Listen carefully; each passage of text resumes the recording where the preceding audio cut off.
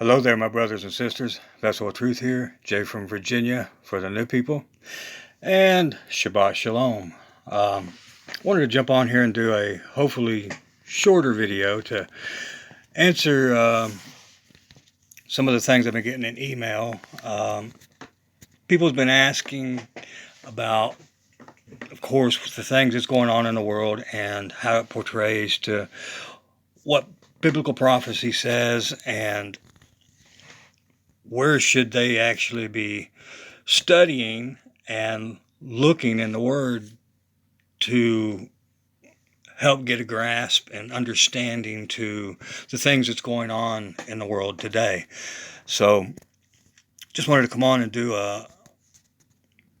a study help video, I guess, for biblical prophecy of what's going on with Israel and so on and so forth.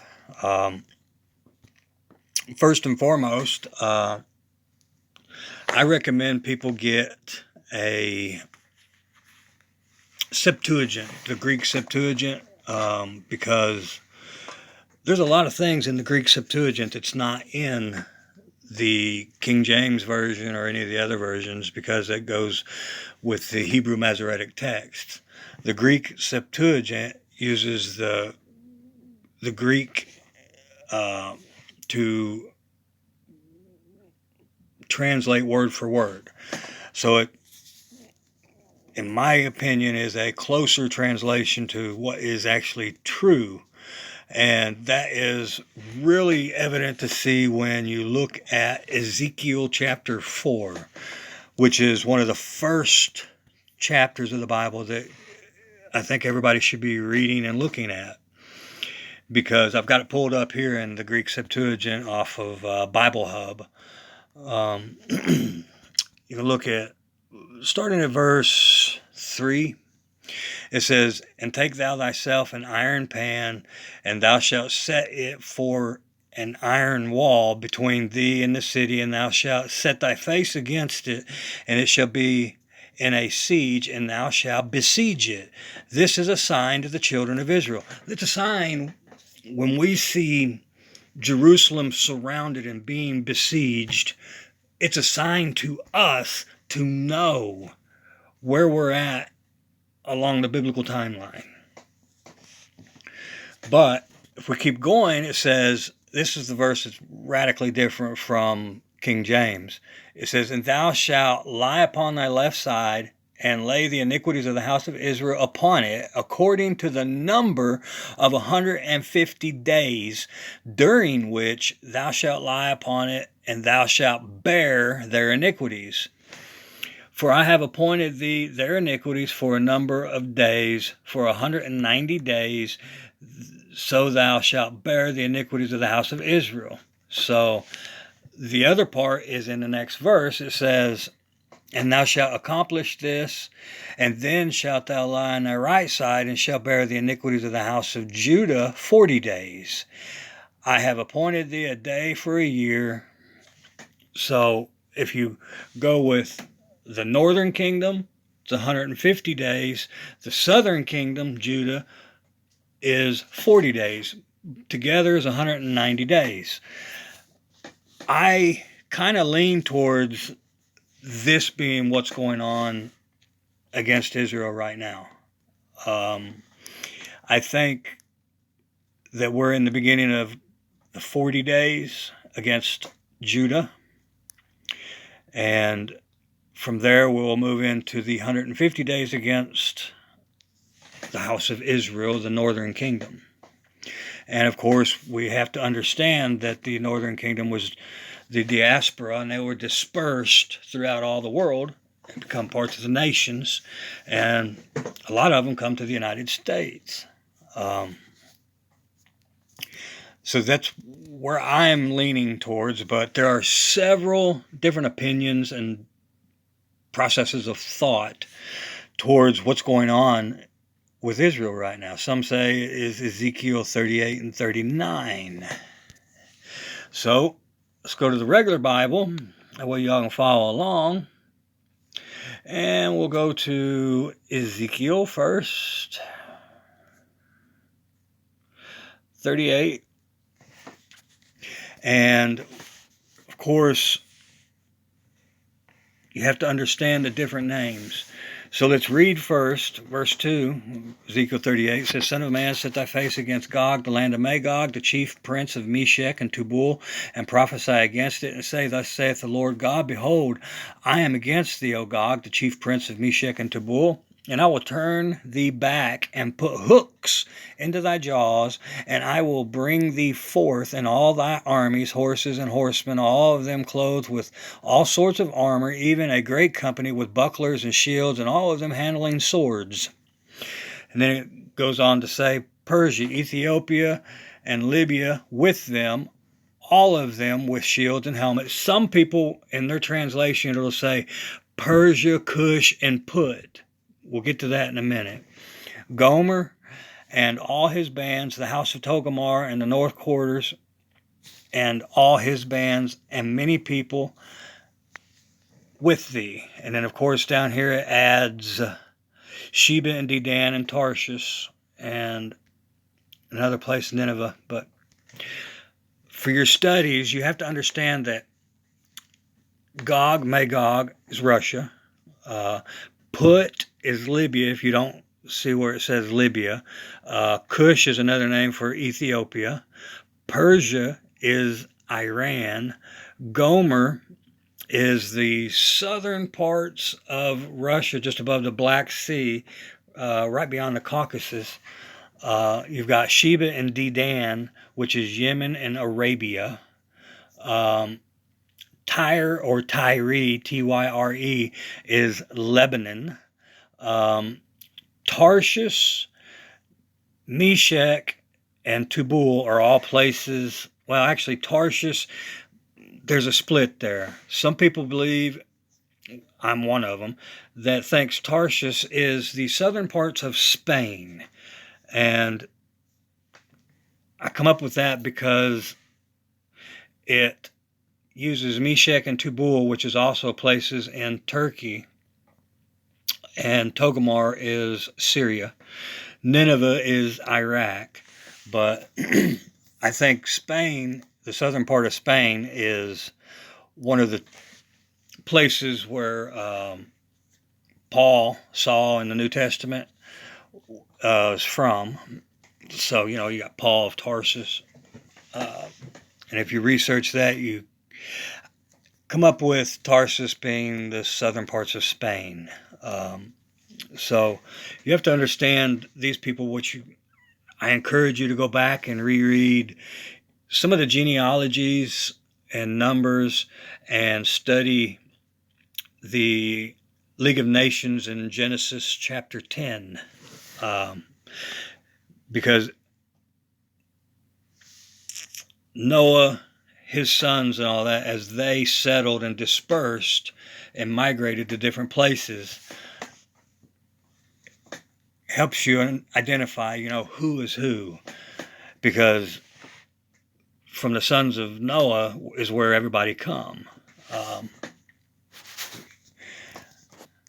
So definitely be looking at those. But I have doubts that Ezekiel 38 is going on right now.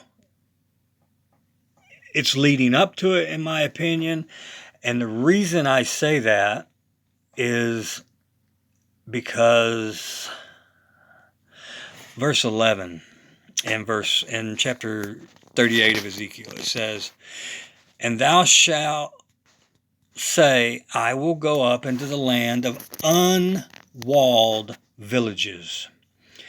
I will go to them that are at rest, that dwell safely, all of them dwelling without walls and having neither bars nor gates.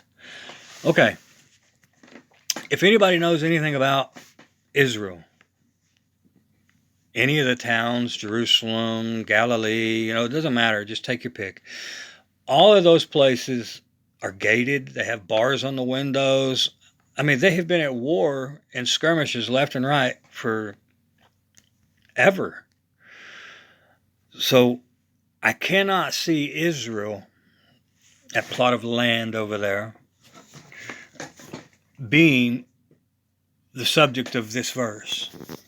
Yeah. In other places, it talks about bringing him down into, the mountains of Israel. But you got to remember, the word always cuts like a two-edged sword. Yeah, it applies this, but it also applies over here.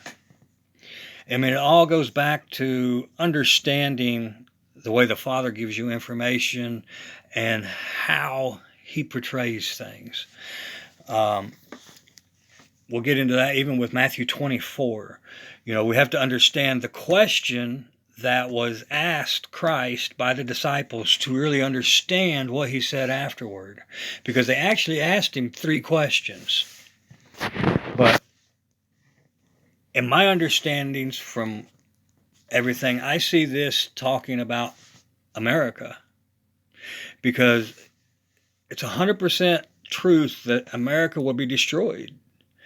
And the person that will destroy it is the exact same company that they're talking about here.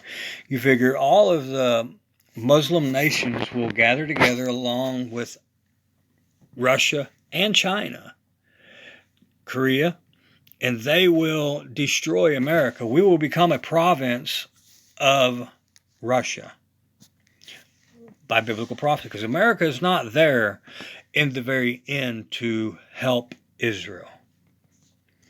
And I really believe, some of the things that's going to happen to Mystery Babylon, which is Jerusalem, will happen also in the destruction of America.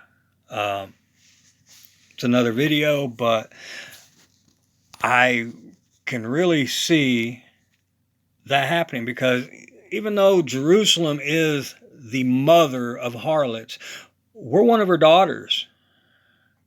Like daughter like mother, like mother like daughter. It runs in the family.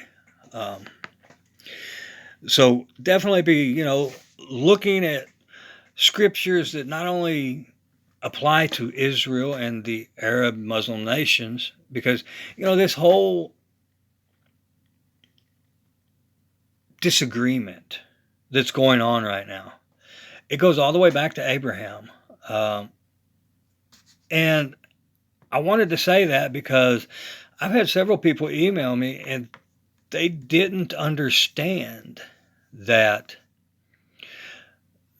the whole war and disagreement and basically the intifada on the Muslim side with the Jewish people goes all the way back to Abraham, where Abraham helped God, where he was promised a son, and they were getting older and older and older, and they come up with this idea, Sarah did, his wife, to lay with the handmaid and have a child, and in that way she would have a child. But whenever the Father tells you something, he will do what he said. When God speaks, it becomes law, and he's bound by anything that he says. So they helped God. Ishmael was born, which is the father of all the Muslim Arabs. Well, after that, God blessed them with the child that was the promised child, and of course he was named Isaac. And because of the fighting between the 2 children, they kicked Ishmael and his mother Hagar out. God promised to bless them as well as Isaac. And you can look around today, all the Arab nations, are the descendants of Ishmael, the Muslims. And that's why this disagreement is going on. And it will never be settled until Christ comes back. And they actually see who was the promised child. But be that as it may, you have to really understand that before you can really get a better grasp on what's going on over there. Of course, all the people that's in that plot of land called Israel, we could really get into it, and I really can't say it here because they'll whack this video quicker than anything, because the descendants, there are real Jews over there, I'm going to say that, but there are not real ones too. I'll leave it at that.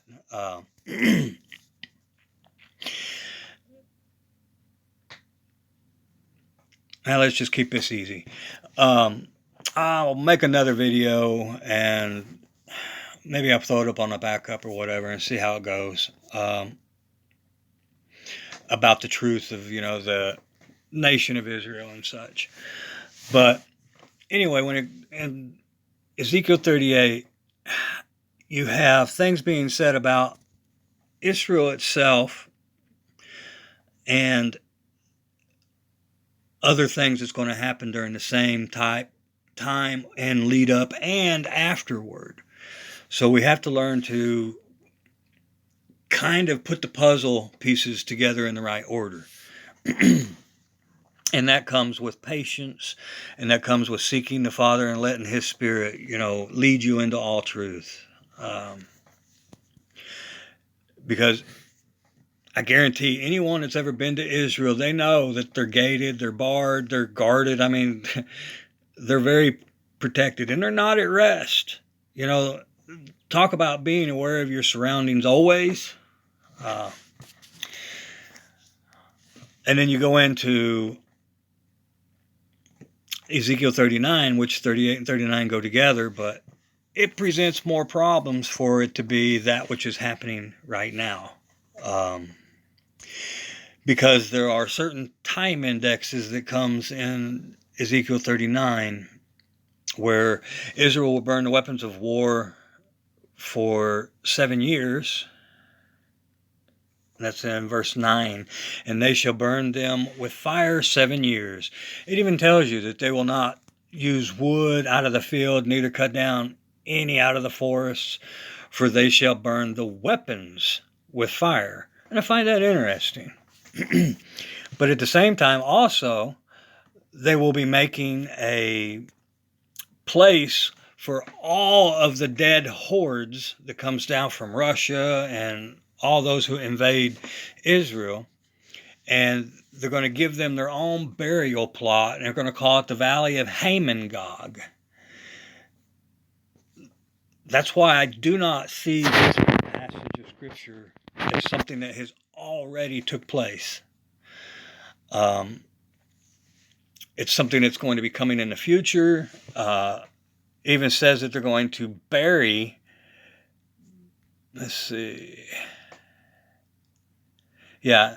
verse 12 says, 7 months shall the house of Israel be burying of them, that they may cleanse the land. And even after that 7 months of burying the dead, they send out people just for that, looking for other bodies.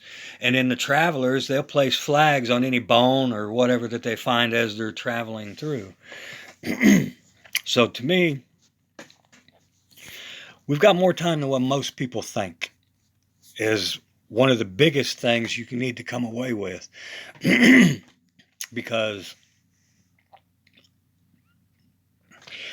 I've had several emails. I'm not going to put people's business out, but I've had several emails come out where people were kind of in fear that Christ is going to come back next week, maybe next 2 weeks or a few days from now, and that can't be according to Scripture. There's too many things that still need to come to pass. You have the destruction of Damascus, which Israel's working on it. They're bombing in their airports and so on and so forth. But this quagmire is going to escalate very quickly, sooner or later. And it's going to get really messy really quick. And it's going to go worldwide. So other places to read, which, whenever it comes to the destruction that's going to happen, most people don't understand that even the Word of God tells you things that people have wondered about for years. But in today's day and age, with the technology that we have, we understand the destruction that it speaks of here. In Zechariah chapter 14, verse 12, it says, "And this shall be the plague wherewith the Lord will smite all the people that have fought against Jerusalem. Their flesh shall consume away while they stand upon their feet. Get this, they're standing on their feet, and their flesh is going to consume away before they can fall down or anything like that, and their eyes will be consumed in their sockets, in their holes, and it says, and their tongue shall be consumed away in their mouth. This is the exact thing that a neutron bomb that Israel stockpiled, we never did stockpile them. A neutron bomb, whenever it goes off, it only has collateral damage where it goes off. From there out, it throws out high neutron radiation, which will only stay for, 15, 20 minutes, and then you can go in and possess the land. Whereas they say with a regular nuclear weapon, when one of those goes off, you'll never inhabit the land for 200, 300, 400 years. But yet, the problem with that is, could you explain to me Hiroshima and Nagasaki? Things not always are what they seem. But on this note, there's more than just than a neutron bomb that can do this plague that the Father lays out in His Word. China has been stockpiling lots of very, very highly sophisticated technological weapons. One is, I don't know what you would call it. They just have call letters for it right now because it's still under testing phase. Last that I heard anything about it, is it's a type of a weapon that doesn't look like anything you've ever seen before. More like on a ray gun kind of a thing, if that even fits.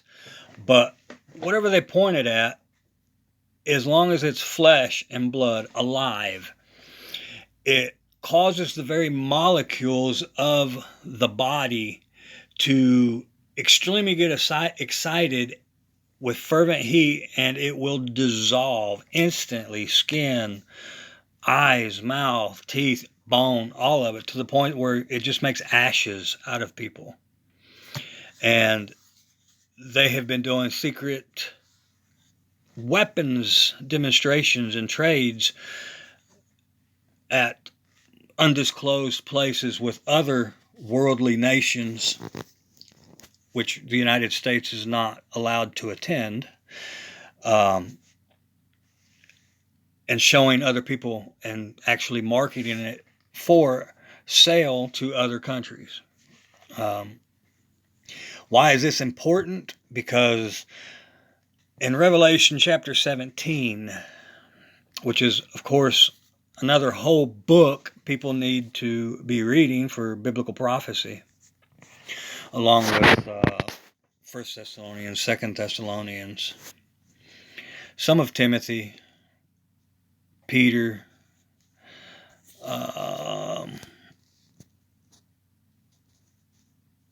definitely Matthew 24, Luke 21. But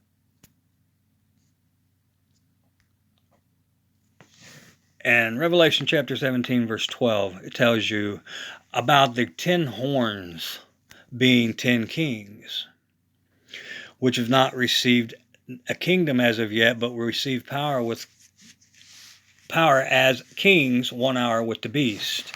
This goes together with Psalms 83, which lists the 10 nations, or should I say kings, that will be with them, which is Edom, it'd be verses 6 through 8. The tabernacles of Edom and the Ishmaelites, Moab, the Hagarians, Gebel, Ammon, Amalek, Philistines, Tyre, which of course we already know Tyre is Lebanon, Asher. These are the 10 people that I believe will be the 10 kings that receive power with the beast for 1 hour. And of course we already know that 1 hour is going to be the Battle of Armageddon, but there's many psalms to seek out for biblical prophecy. As a rule of thumb,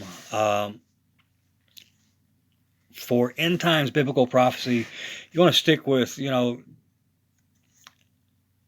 prophets, but they're all prophets, but for some reason they've taught there's major prophets and minor prophets. It doesn't tell you this in the Bible. They're all prophets, but the longer prophets, the ones that are thicker books, I should say, Isaiah, Jeremiah, Ezekiel, Daniel, Zechariah, Hosea, Haggai, Micah, Amos, along with Matthew 24, Luke 21, Joel, forgot about Joel, which Joel tells you something that most people have never noticed. Joel chapter 3, verse 2.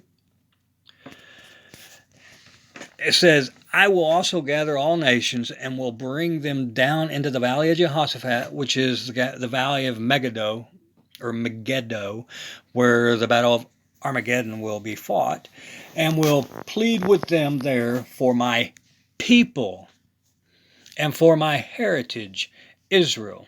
Notice, it's not talking about Israel as a land, Israel people, whom they have scattered among the nations and parted my land. See, the only land that exists is the promised land, and of course that plot known as Jerusalem, that if you tally up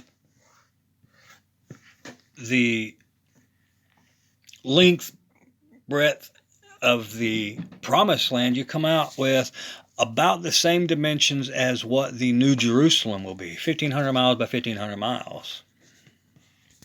And I find that really interesting. But if you remember what's been going on in the news for the past few years, they have been doing all they can to have that two-state solution.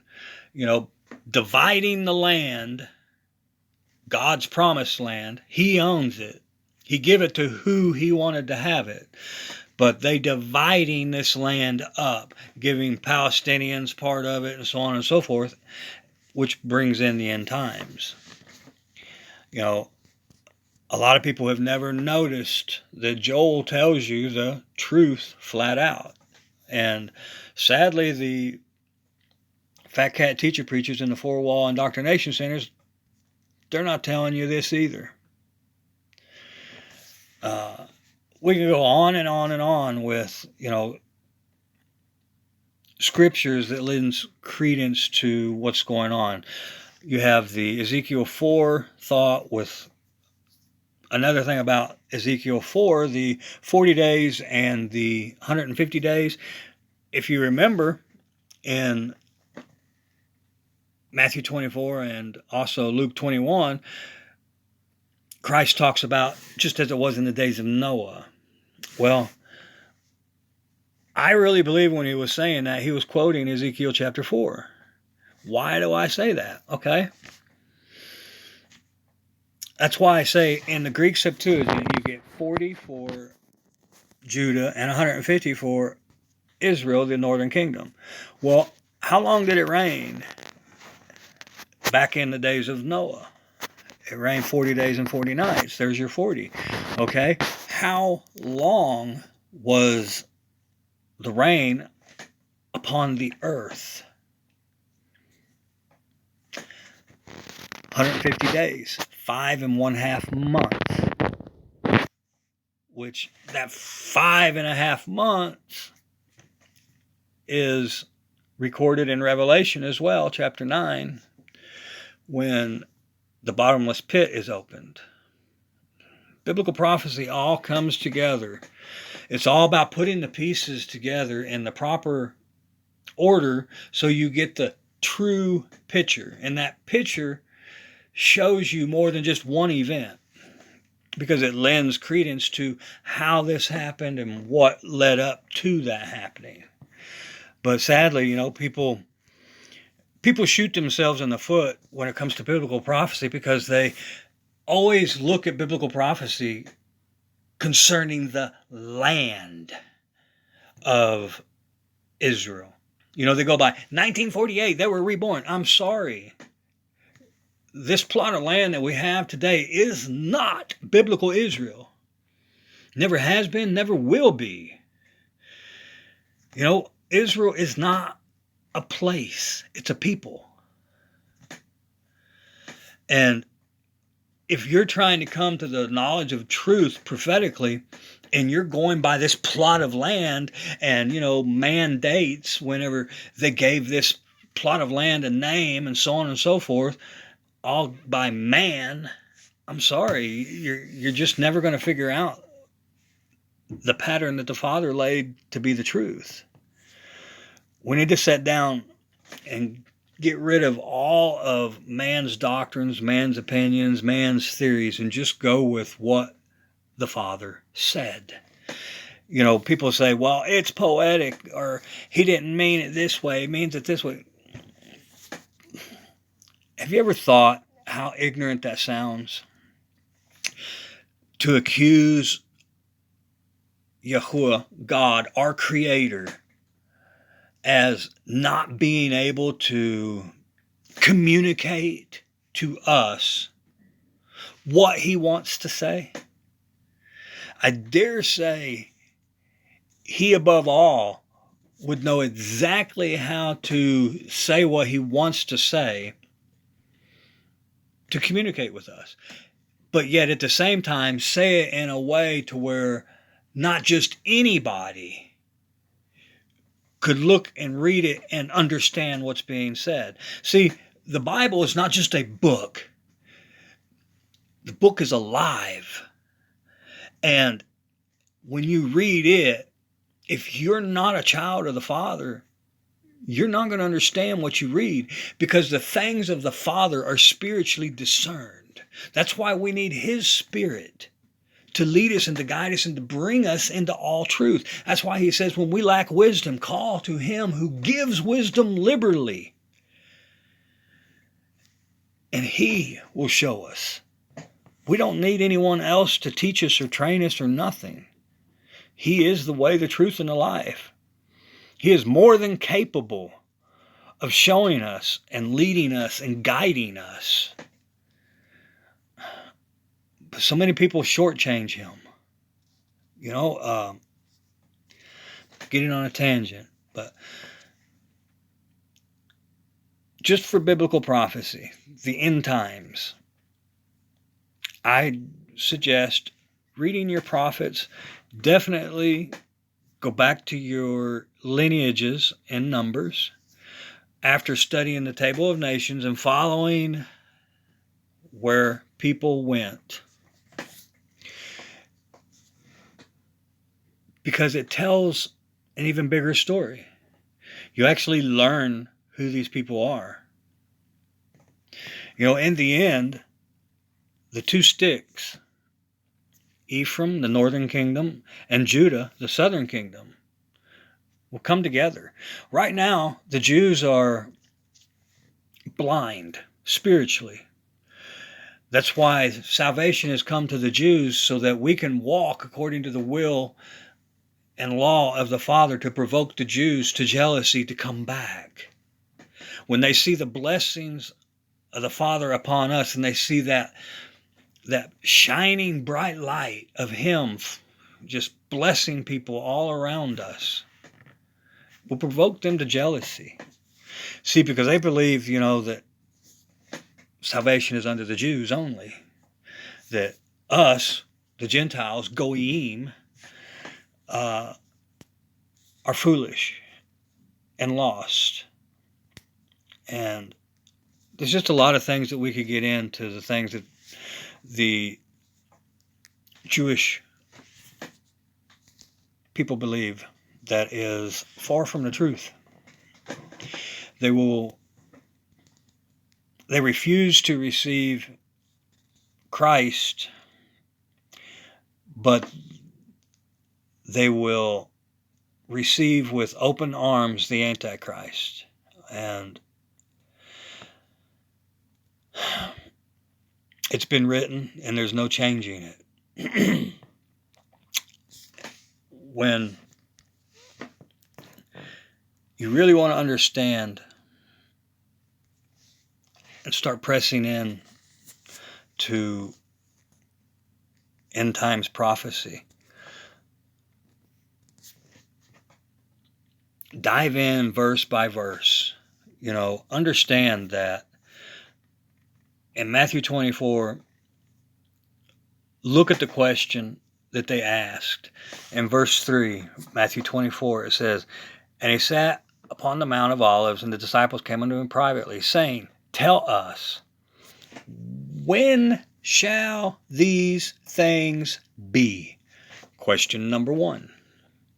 "And what shall be the sign of your coming?" Question 2.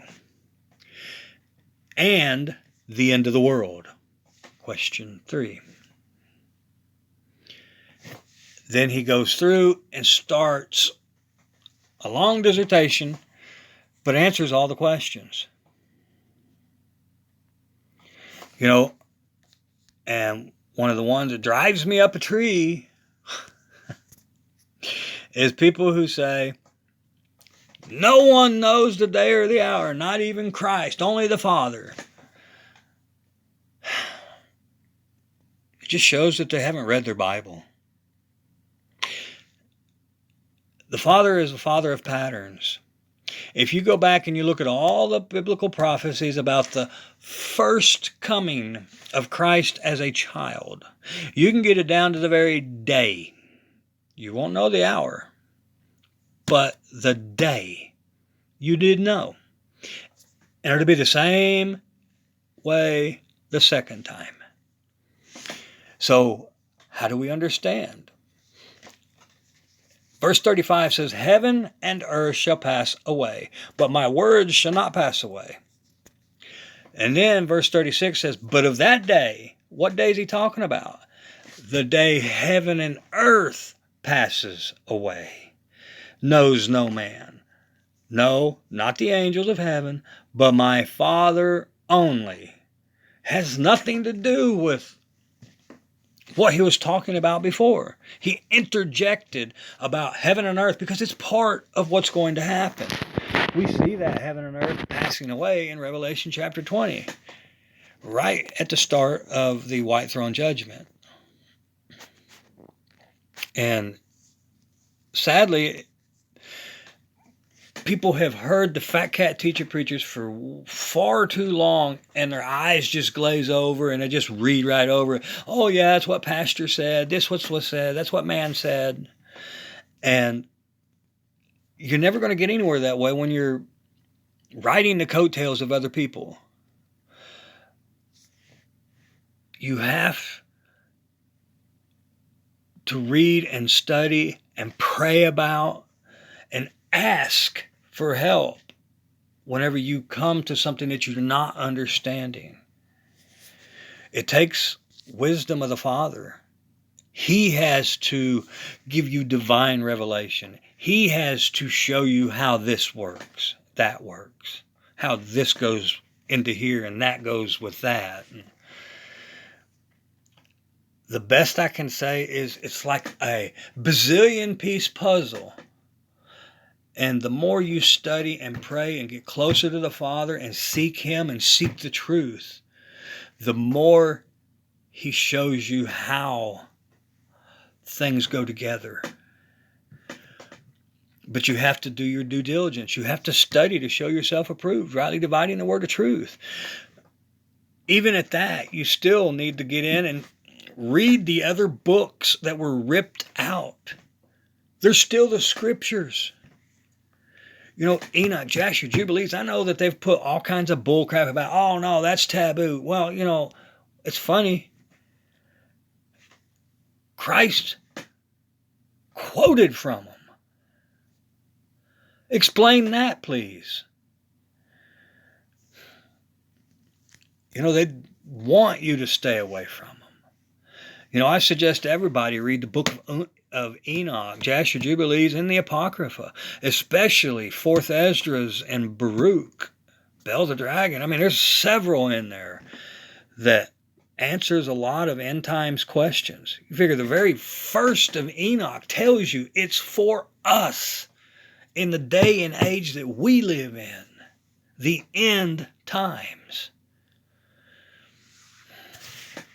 But it's up to you whether or not you do it or not.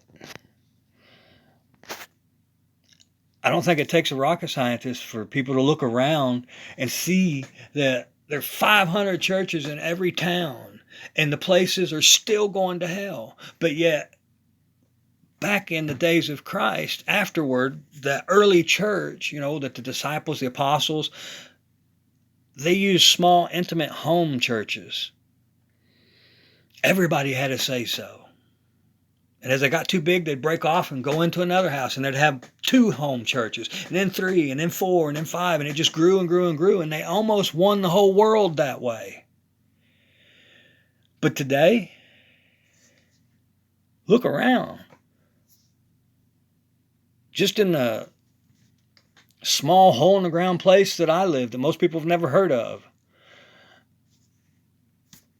5 or so hundred churches just in the area, but sure couldn't tell it. People are getting more and more hateful. But that's what the Word told us too. So let's wrap it up. Read your prophets. Read the books that were not, we're not allowed to read, supposedly.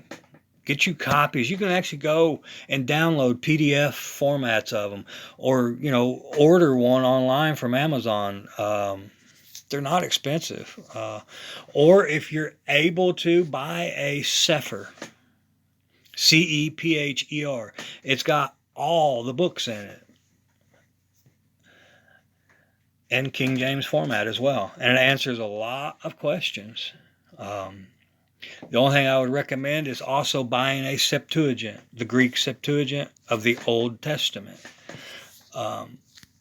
because it answers a lot of questions there too. So, your Apocrypha, the extra biblical books, Enoch, Jasher, Jubilees, read your prophets, Genesis chapter 10, pay attention to your genealogies, where people migrated to, and so on and so forth. Pay attention to the players that are on the scene, as Moses led them through the promised land. And then of course in the New Testament, Matthew 24, Luke 21,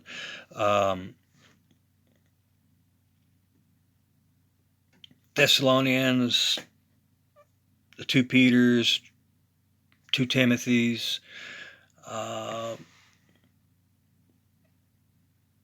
Hebrews, Jude, Revelation, and you'll really start to get a feel of what's going on. So, I want to keep this short, but wow, 43 minutes. I really stink at doing short videos because I just don't learn to keep my mouth shut, but I'm going to hush. Shabbat Shalom, my brothers and sisters. If you need to get a hold of me, email me at jtt1777@outlook.com. Wow, almost forgot it. Too busy thinking about the Bible and all that, but I love you all. I thank you all for being a part. And with that, I pray the blessings of Yahuwah be upon you.